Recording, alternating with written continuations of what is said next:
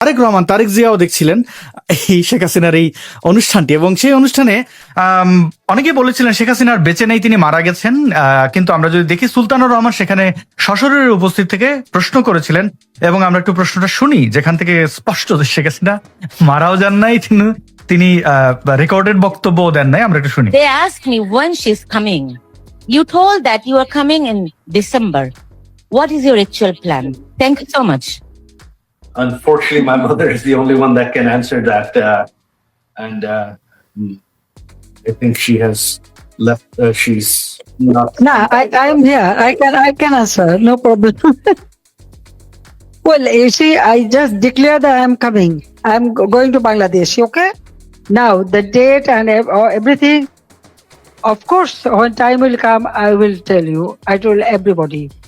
They asked me when she আচ্ছা, শেখ হাসিনাকে জিজ্ঞেস করা হয়েছিল যে ডিসেম্বরের কখন আপনি আনবেন। আপনি তো বলেছিলেন, সজীবদের জয়কে এই প্রশ্ন করার পর সজীবদের জয় বলেছিলেন যে আমার মাই একমাত্র এটির উত্তর দিতে পারবেন, এবং শেখ হাসিনা তিনি ভেবেছিলেন শেখ হাসিনা এই মিটিং আর নেই, তিনি বের হয়ে গেছেন। কিন্তু না, তিনি নিজেই উত্তর দিয়েছেন যে না, সময় বলে দেবে, আমি জানাবো। এবং আমরা দেখলাম সাকিব আল হাসানের পেজ থেকে এটি প্রায় 8 মিলিয়ন লোক ইতিমধ্যে দেখেছেন, 1,77,000 মানুষ এখানে কমেন্ট করেছেন। তো আমি এই স্ট্যাটিস্টিক্স দেখাচ্ছি এই জন্য যে এটার প্রভাব কতটুকু।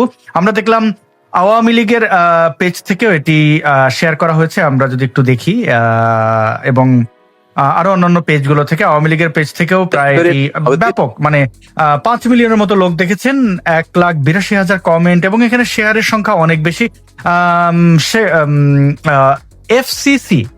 এফসিসি থেকেও এটি ইয়ে করা হয়েছে, সেই পেজ থেকেও প্রায় 5-6 মিলিয়ন মানুষ, মোটামুটি ব্যাপক সংখ্যক মানুষ দেখেছেন। প্রিয় সাইফুল আমিন ভাই, আপনি কি মনে করেন শেখ হাসিনার এই বক্তব্য থেকে কি আভাস দিলেন? তিনি কি বাংলাদেশে ফিরছেন? কারণ তার এই আয়োজনের পরে আমরা বাংলাদেশে দেখলাম, বা এই আয়োজন চলাকালীন সময় বাংলাদেশে ব্যাপক বিএনপি জামাত শিবিরে ব্যাপক আতঙ্ক দেখলাম, তাদের লেজে গোবর অবস্থা দেখলাম, এই প্রথম দেখলাম প্রেসিডেন্টের সামনে মব হতে। সেই বিষয়ে আমরা যাচ্ছি, শেখ হাসিনার এই বক্তব্য প্রসঙ্গে আপনি কি বলবেন? শেখ হাসিনার এখানে যে তিনটা বিষয় বা 4টা বিষয় যদি আপনি সামনে নিয়ে আসেন, সেটা হলো, একটা হলো যারা সন্দেহ করছিল যে শেখ হাসিনা লাইভে আসবেন না, হ্যাঁ, যারা সন্দেহ করছিল তাদের সন্দেহকে উনি উড়াই দিচ্ছেন। Real live. আপনি সুলতানার প্রশ্নটা যদি দেখেন, সুলতানার প্রশ্ন উত্তরে যে সজীব মনে করেছিল তাকে উত্তর দিতে হবে, কিন্তু শেখ হাসিনা কিন্তু ব্যাক করে এসে কিন্তু উত্তর দিয়েছেন। সো এটা একদম কনফার্ম যে শি ওয়াজ লাইভ। এটা এখন বলতে পারেন যে তিনি ভিডিও লাইভে ছিলেন না কেন, উনি তো, কিন্তু উনি লাইভে ছিলেন, তো উনি তো উনার ভার্চুয়াল অ্যাপিয়ারেন্স তো ঠিক ছিল। সো ইট ইজ, এখন এটা নিশ্চিত যে শেখ হাসিনা ওখানে লাইভে থাকবেন না বলে বলছিল, সেটা কনফিউশন ক্লিয়ার। বাংলাদেশ থেকে আশা করা হচ্ছিল ভারত এইটাতে বাধা দিবে, ভারত দেয় নাই। ভারত এটাকে মনে করেছে যে এটা একটা প্রাইভেট অ্যাফেয়ার্স, উনি ওনার প্রাইভেট অ্যাফেয়ার্স, ওনার বক্তব্য। তো ওখানে আরো একটা জিনিস আপনি যদি বলেন যে শেখ হাসিনা কেন লাইভ ছিল, প্রমাণটা কিন্তু আপনি যদি শেখ হাসিনা তার ভাই সম্পর্কে উনি কথা বলার পর, অনেকে বলছেন যে উনি অপ্রস্তুত ছিলেন, উনি আমি দেখেছি কমেন্ট কয়েকটা যে উনি প্রস্তুত ছিলেন না। আসলে ঘটনাটা তা না, কিন্তু উনি প্রস্তুত ছিলেন, কিন্তু উনি ওনার ভাইয়ের আজকে জন্মদিন, ছোট ভাইয়ের জন্মদিন, শেখ কামালের আজকে জন্মদিন, সে জন্মদিনের কথা বলতে ভাইয়ের কথা উচ্চারণ করতে গিয়ে তিনি অলমোস্ট গলাটা ভারী হয়ে আসছিল, গলাটা ভেঙে আসছিল, মনে হচ্ছিল ওনার কান্না পেয়েছিল এরকম। সো এইটাতে প্রুভ হয়, আপনার একটা জায়গায় কনফার্ম করে এটা হলো ইট ওয়াজ লাইভ। ওকে, 2 নম্বর জিনিসটা, উনি যে উদ্দেশ্যে এটা করেছেন, উদ্দেশ্যটা কিন্তু আমি আপনাকে বলি, উদ্দেশ্য প্রথম থেকে আমার ধারণা ছিল যে এটা আসলে ইন্টারন্যাশনাল কমিউনিটির কাছে উনি পৌঁছানোর জন্য, ইন্টারন্যাশনাল কমিউনিটির কাছে ওনার অ্যাপিলটা পৌঁছানোর জন্য, বা ইন্টারন্যাশনাল কমিউনিটিকে জানানো যে আমি যাচ্ছি, বা বাংলাদেশের এই পরিস্থিতি, বাংলাদেশের এই পরিস্থিতি থেকে বাংলাদেশকে মুক্ত করার জন্য, জনগণের পাশে দাঁড়ানোর জন্য আমি যাচ্ছি, এটা ইন্টারন্যাশনাল কমিউনিটির কাছে জানানো। প্লাস ইন্টারন্যাশনাল কমিউনিটিকে তার মুখ থেকে অফিসিয়াল ইন্টারন্যাশনাল কমিউনিটিকে জানানো যে বাংলাদেশের পরিস্থিতিটা এই। তো তিনি সেটাতে, আপনি ইন্টারন্যাশনাল কমিউনিটিতে কতটা সাড়া ফেলবে সেটা আমি জানি না, কিন্তু ইন্টারন্যাশনাল কমিউনিটির মধ্যে মিডিয়া একটা বড় ফ্যাক্টর, যে মিডিয়া ইনফ্লুয়েন্স করে, সেই মিডিয়ার উপস্থিতি আপনি নিশ্চয়ই দেখতে পেয়েছেন। রুমের ভিতরে কোনো জায়গা ছিল না, হ্যাঁ, এমন কোন স্প্যানিশ টিভি পর্যন্ত ছিল, এমন কোন নিউজ চ্যানেল ইন্টারন্যাশনাল যারা ওখানে ছিল না। এবং অলরেডি ইন্টারন্যাশনাল কাভারেজ আপনি যদি দেখেন, বিভিন্ন রয়টার্স এই সেই সবাই কিন্তু এটা কাভার করেছে, সবাই অলরেডি, মানে প্রাইমারি রিপোর্ট সবাই কিন্তু দিয়ে ফেলছে, অনেক পত্রিকাও কিন্তু রিপোর্ট করে ফেলছে, ঠিক আছে, অনেকে বিভিন্ন এজেন্সি থেকে নিয়ে রিপোর্ট করছে। সো এইটা কিন্তু ইন্টারন্যাশনালি কাভার্ড। তো যেই উদ্দেশ্য করা হয়েছে সেই ইন্টারন্যাশনাল দৃষ্টি আকর্ষণ করার জন্য যেটা করা হয়েছে সেটা কিন্তু সফল হয়েছে। তো শেখ হাসিনার দুটো জিনিস এখানে, আরেকটা জিনিস হলো ওনার দেশে ফেরার ব্যাপারটা। দেশে ফেরারটা উনি কিন্তু এখন আর কনফিউশন নাই, কেউ এখন বলতে পারবে না এটা আগস্টে হবে না সেপ্টেম্বরে হবে না অক্টোবরে। উনি কিন্তু স্পেসিফিকলি উনি উত্তর দিয়ে বলেছেন যে বিজয় দিবস আমাদের মাস, কি বলে আমাদের ডিসেম্বর আমাদের বিজয়ের মাস, সেই বিজয়ের মাসে আমি ফিরছি। এখন এইটা নিয়ে এখন আবার দেখবেন যে আরেকটা আলোচনা হবে উনি তাহলে কত তারিখে ফিরছেন। তো সেইটাও আপনি এজিউম করেন, বিজয়ের মাস যেতে উনি উল্লেখ করেছেন, সেখানে উনি কি বলে 16 তারিখ আমাদের বিজয়ের দিন, সেই দিন হয়তো হইতে পারে।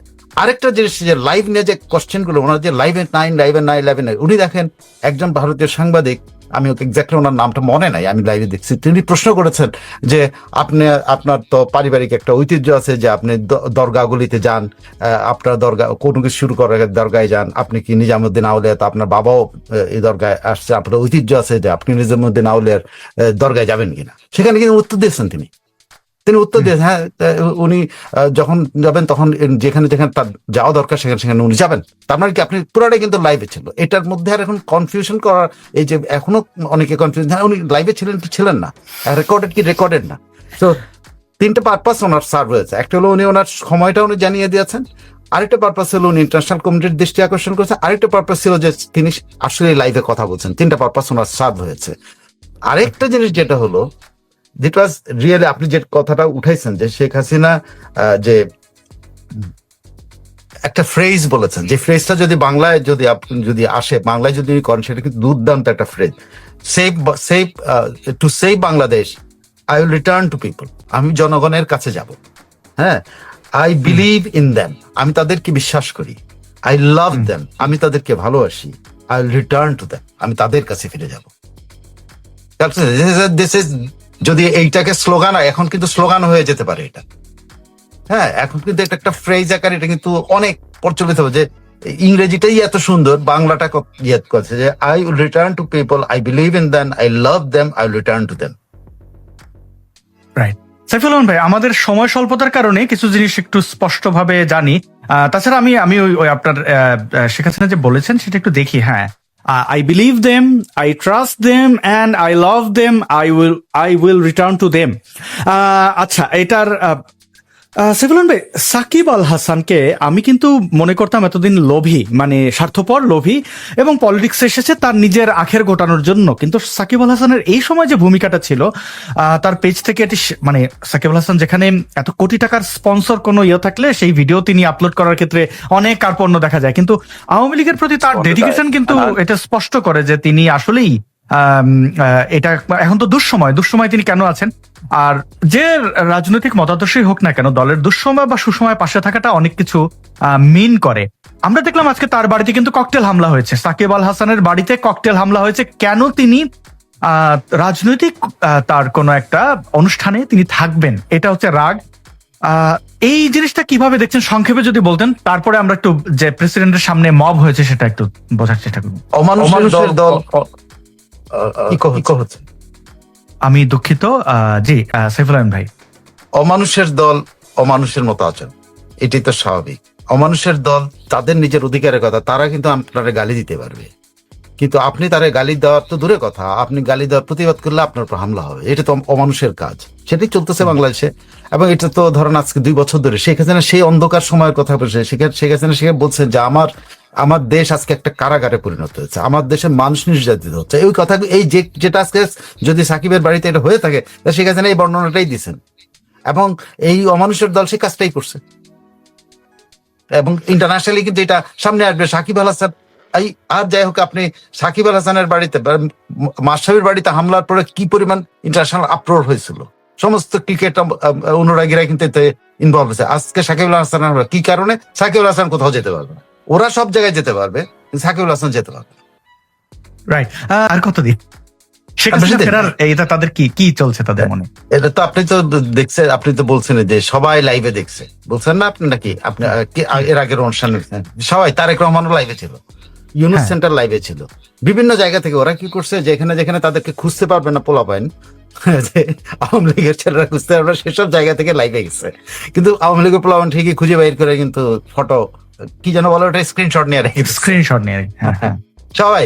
ইউনুস সেন্টারও ছিল, তার মানে ইউনুসও ছিল, কোনো না কোনো লাইফের ভিতরে তারা ঢুকে পড়ছে। এখন যেটাই হোক, এদের এদের এদের যে জুলাই যে ঝুলে গেছে, এটা আর কোনো ইয়ে নেই। এখন ওরা, আপনি দেখছেন যে একজন আয়াস না ফায়াস ওরে কি পরিমাণ সাপের মতো করে পিটাইছে, একদম ওর কাপড় ভিজে গেছে, এমন পিটান পিটাইছে, কাপড় ভিজায় ফেলছে সে। যদিও সে অন্যদের সেও পিটাইছে, কিন্তু তাহলে তো মোটামুটি সাপের মতো পিটাইছে। তো এই পিটানিটা তো আপনার শুরু, এটা শুরু। এটা 2 বছরের মাথায় এই বয়ান আসবে, কেউ কল্পনা করতে পারছে? 2 মাসের মাথায়, 2 বছরের মাথায় এইটা আসবে, এবং এই জুলাই মাসে তাদেরকে পিটানো হচ্ছে। এবার বলেন জুলাইয়ের পর অগাস্টে যাই কি হবে? মানে এই জুলাই অগাস্ট, যেটা তারা 36 জুলাই, সে 36 জুলাই তো তাদেরকে পিটানো হইলো। যে 36 জুলাই হলো তাদের বিজয় দিবস। বিজয় দিবসে তারা রাষ্ট্রপতির সামনে যায়, ওখানে ধাক্কার শিকার হয়েছে, বাইর করেন। জি, অনেক ধন্যবাদ সাইফুল আলম ভাই, আপনার সময় স্বল্পতা, আপনি আমাকে সময় নির্ধারণ করে দিয়েছিলেন। আপনি যদি চান তাহলে লিভ নিতে পারেন। আমি আরেকটা শুধু একটা ভিডিও দেখাবো দর্শকদেরকে, একটা লোকের আমার খোঁজ দরকার। সেই লোকটা হচ্ছে এটা, আমি দেখাচ্ছি কি করেছে। প্রিয় দর্শক, আপনারা ছিলেন, সাইফুল আমিন ভাই আমাদেরকে সময় দিয়ে, আপনার যদি 1-2 কথা থাকে, শেষ কোনো বক্তব্য। সবাইকে শুভেচ্ছা আজকের দিনের মতো, যে যেখানে আছেন সেখানকার শুভেচ্ছা। আর যথারীতি যেগুলো বলি, হ্যাকিং করেন, যেগুলো এই জুলাইতে চলতেছে, এদের উপরে এটাই মানে মারধর করে না, গায়ে হাত তোলেন না, বাট হ্যাকলিং করার জন্য আবেদন জানাই। আর হলো ইউনুসকে যে কোনো জায়গাতে ওর সমস্ত প্রোডাক্ট বর্জন করেন। সবাইকে ধন্যবাদ। আমি আবার একটু পরে আমার সাইফুস স্টুডিওতে একটা লাইভে আসবো, সেটার জন্য একটু আপনাদের অনেক ধন্যবাদ। যে অনেক ধন্যবাদ সাইফুল আলম ভাই, আপনি আমাদের সময় দিয়েছেন। প্রিয় দর্শক, আপনারা যে যেখান থেকে দেখছিলেন, কমেন্ট করছিলেন, বক্তব্যটা হচ্ছে যে শেখ হাসিনার ব্যাপারে আমার অবস্থান কি? আমার অবস্থান হচ্ছে তিনি বাংলাদেশের নাগরিক, শেখ হাসিনা যা, তসলিমা নাসরিনও তাই।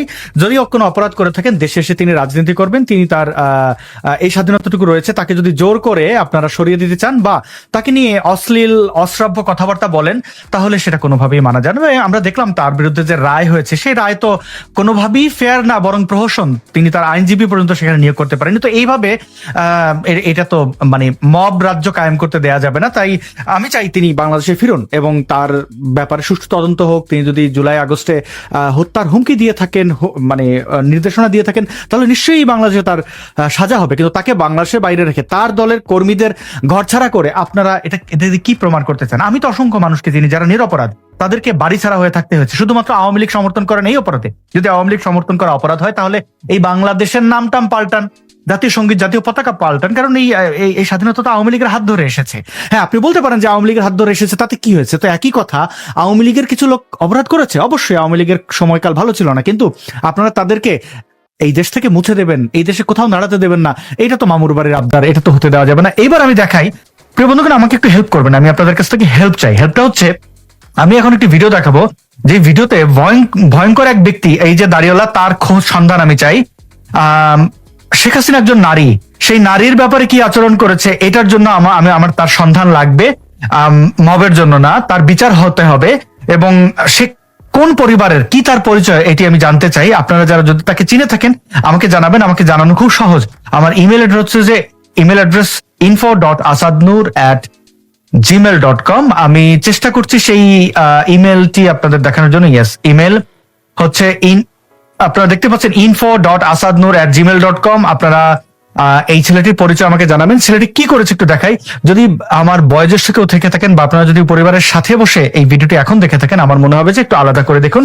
কারণ এই এনসিপির গুন্ডা, জুলাই জঙ্গি কেন বলি? কারণ এদের তো মা বোন নেই, এরা যা কিছু করে সেটা কোনোভাবে সামাজিক ভাবে এই সব নিয়ে চর্চাও করা যায় না। হাদির বক্তব্য নিশ্চয়ই শুনেছেন। আমি আরো বেশ কিছু আজকে একটি ভিডিও আপলোড করেছি, যেখানে আমি সেই ভিডিওটা দেখাচ্ছি, কিন্তু এখানে দেখুন সে কি আচরণ করেছে। আমি ভিডিওটি প্লে করছি। এটা আল্লাহ আপা আপা কামব্যাক করছে, তাকে নিয়ে আসলাম। ধরো কই নিয়ে যাচ্ছ? হাই হাই ইন্নালিল্লাহ তাওফিরুল্লাহ। কি করলা এটা? আমি কিভাবে বোঝাই, ব্ল্যাঙ্ক হয়ে গেছিল।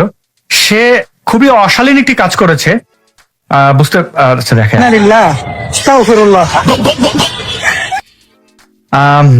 মানে তার নানির দাদির বয়সী একজন নারীকে, তার নিশ্চয় আপনারা বুঝতে পেরেছেন। তো এই ছেলেটির সন্ধান আমি চাই, তার ব্যাপারে আসলেই মামলা হওয়া উচিত। এইভাবে এটা যে কোনো মানে মানে এটা যদি কেউ খালেদা জিয়ার ব্যাপারে করে আমার একই মন্তব্য।